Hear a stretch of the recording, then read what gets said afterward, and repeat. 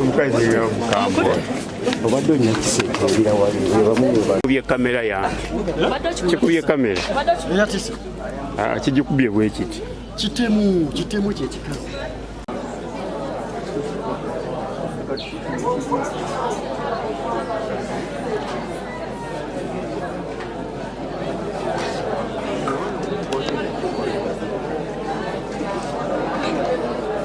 ekyuse mukwano buli muntu eyaliwo wanene buuza oyo omulezi yaliwo nga mulemeseko tesobola kanywa kiminati meedi ekinene olwekyo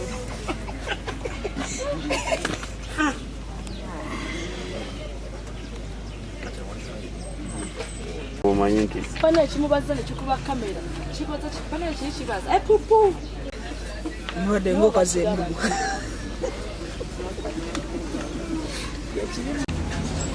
kino kigenda kiwona naye kiwuliddemu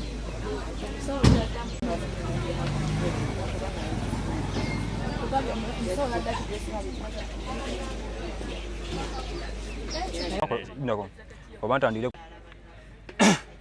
ennaku z'omwezi nga 11 amannya gange nze Tamale Faruku Elephant omuyimbi era omusibi wa Baana entertainment mu Uganda. Ennaku z'omwezi nga 10 nafuna obuzibu obw'omukyala Nalinya Winnie okulowooza ati nina omukazi omulala ebbali n'antema amajambiya kuba si jambiya ntema amajambiya okwagala okutta obulamu okwagala okunzita kewedde si wikewedde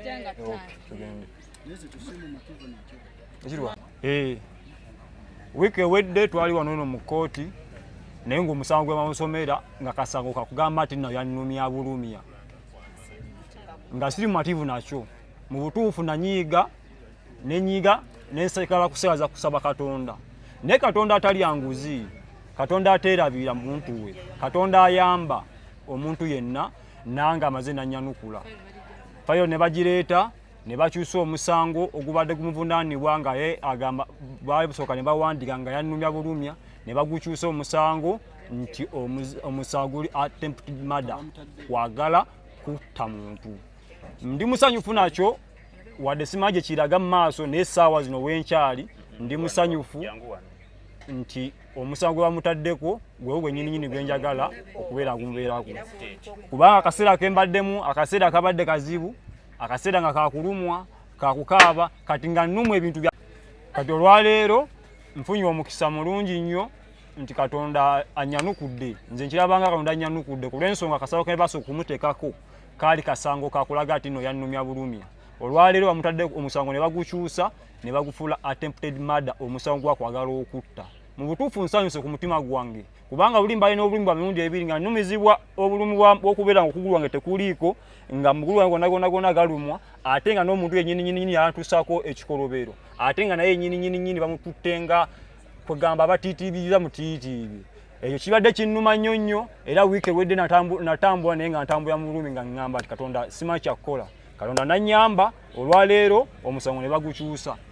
era batugambye omusango guno eno gugenda katigenda kwa High Court nti wano tubadde tebasasobola guwulira gugenze waggulu era ne batugamba ng'ennaku z'omwezi 18 tudde mu kkooti. Mu butuufu sijja kulima simanyi bijja mu maaso eyo naye kati we tukyali kati mu butuufu ndi musanyufu era Mukama Katonda yeebale nnyo n'abantu mwenna mwana abambeererawo abajja nga mwogeramu kubeera nga mukyongeramu ne Bukedde TV mwebale nnyo okubeera nga muntambulizaako amawulire gammwe mwebale nnyo Katonda abawe omukisa ogutaggwaawo.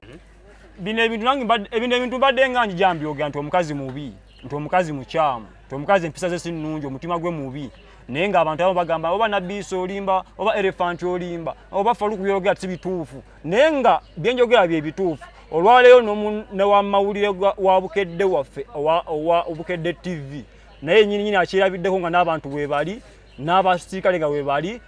n'akuba kamera ya Bukedde TV kwegamba omutima gwo nga yo omuntu omutima muvundu era bannange bagamba mwegendereza abantu bemufuna mu kkubo oba wantu wonna abantu babeerayo naye nga balina emitima gyabwe emivundu kati oyo omukazi andagire ddadda nti omutima gwe tasobola kwenenya mu mutima gwe mu maaso ga Katonda agamba ti ekintu kyakola kikyamu ye nga yasigala akyakalambidde ku kyo kibi kye yakola era Mukama Katonda talya nguzi yeebale nze omusango gwe kyenjagala kiri ekintu kimu kuba saawa zino sikyayinza kuzzaawo omugulu gwagenda neetagisa okubeera nga nina omugulu oba gwa artificial yina emigulu kati saawa zino egiriwo neetagisa obujjanjabi awuliriza n'okubeera nga nkola business ofunayo business gye nsobola okubeera nga ntulamu kubanga wina ndi musajja tunga manyi okwenoonyeza ssente zange nga nsiba bbaana zange nga mpangapanga okulaba nga obulamu butambula kati saawa zino byonna yabikomya okitegedde kati era kati saawa zino kyensaba nze kulaba nga omusango guba gugenze mu maaso kufuna bwenkanya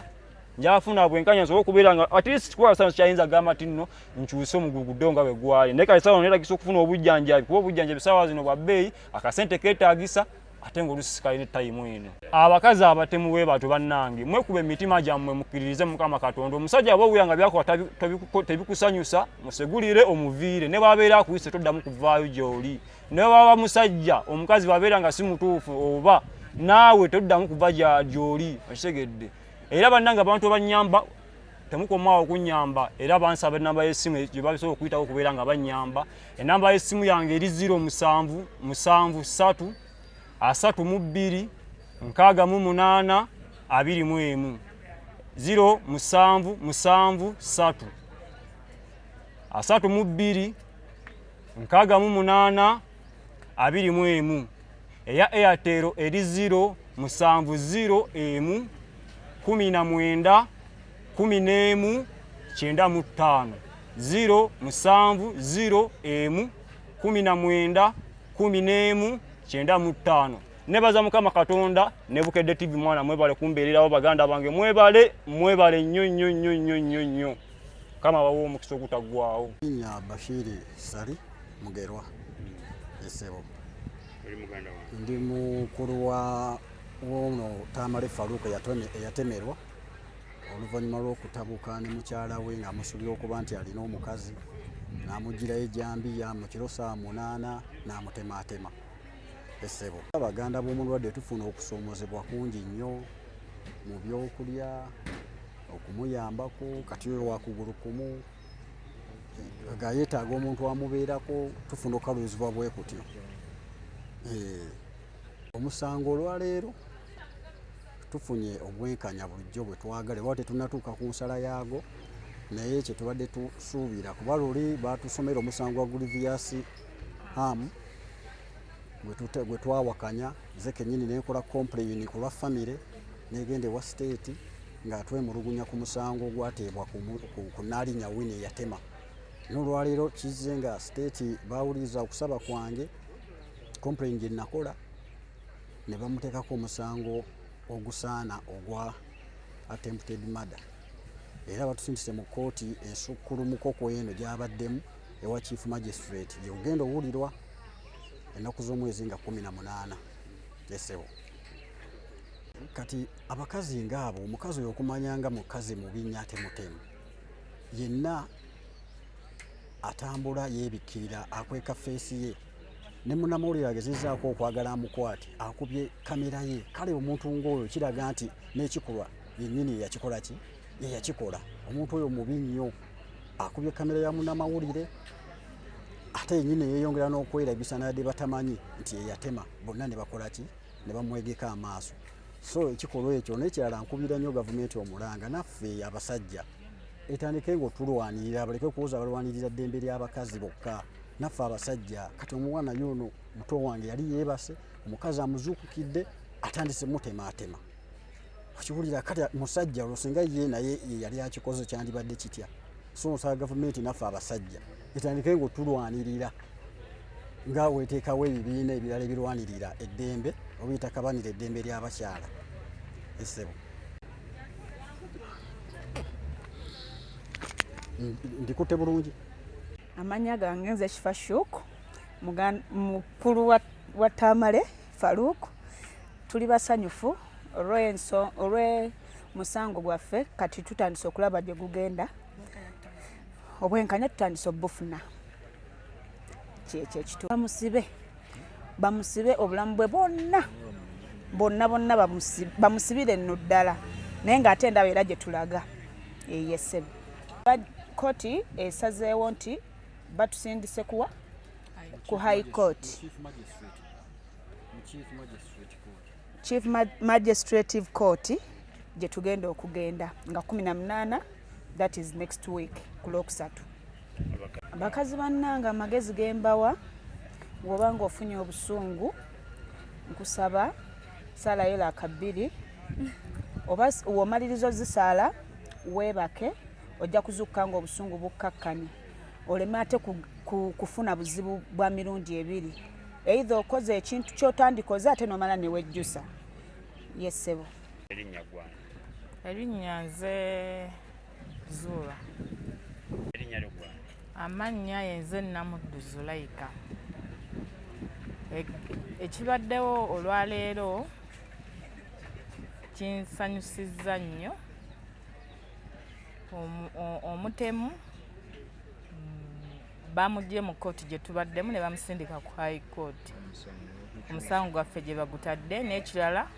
omusango gwe baali bamuteekako oluli bagukyusizza nga bwe tubadde tukyagala ne baguzza ku attempted murder. Luli omusango gwe baali bamuggulako nga balaga akasango ke bamuguddeko nti kanafu. Naye kati bagutadde ku attempted murder kitusanyusizza nnyo.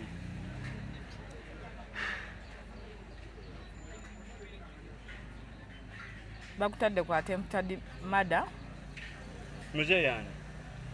Tusanyuse nnyo. Nze omukyalo oyo bannaye mwewuunyizza nnyo. Ababukedde TV babadde bamukwata kyakoze akubye oluyi kamera y'omusajja n'egwa eri. Bwegudde eri n'asigala nga atulaga atuwemula n'otuwemula alina byatukolamu engalo ng'azikola oba atya alina engeri gy'azikola ez'obuwemu. Ze empisa z'oyo omukazi nzeewuunya nnyo. Byakola biraga nti ye yatemera ddala muganda waffe. Nze Mastura ndi musanyufu nnyo. Erinnya gwa Nze Mastura Nassari ndi musanyufu nnyo ku kkooti y'olwaleero lwa nsonga ndaba gye tulaga tugenda tufuna obwenkanya okusinza ku kkooti eyali oli lwe twatuula nga 5 kuba batusomera omusango gwe twali tetusuubira. Kati olwaleero basomye omusango gwaffe attempted murder era batwongeddeyo mu kkooti esingako ku eno era tuli bamativu nnyo nnyo nnyo. Mpozi akalala kenneemulugunya ku kya kkooti kwe kubeera ng'esindika n'alinnya Winnie emwalimanda ya nnaku 4 adde so nga omuzi w'omusango ng'oyo yeetaaga okuwa limanda ewera nnaku 14 n'oba yakikola yeekuba mu mutima kkooti eddako kusanga asobola okubaako kyakola ki kyategeeza kkooti n'atagikaluubita naye ennaku ze bamuwa ntono ddala okusinziira n'ebikolwa byakola ebiragira ddala ne gye yava yaleka yatta omwana. So omuntu ng'oyo teyeetaaga na kuwa kkooti bbeiro gyabadde basaba asaana kukuumirwa eyo obulamu bwe nga bw'ava munda bw'ajja bw'awoza. Naye kye neemulugunya kyekyennaku ze bamuwa ennyenya zaamalayo kye tuyita ennaku ze tuyita ze bamuwa ennaku ntono yeetaaga okuwa ennaku 14. Ogedde n'empaayi yange tuteekako ya obadde ayinza okuyimuka mu katebe. Umanyo akampu kwa mulwadde kapo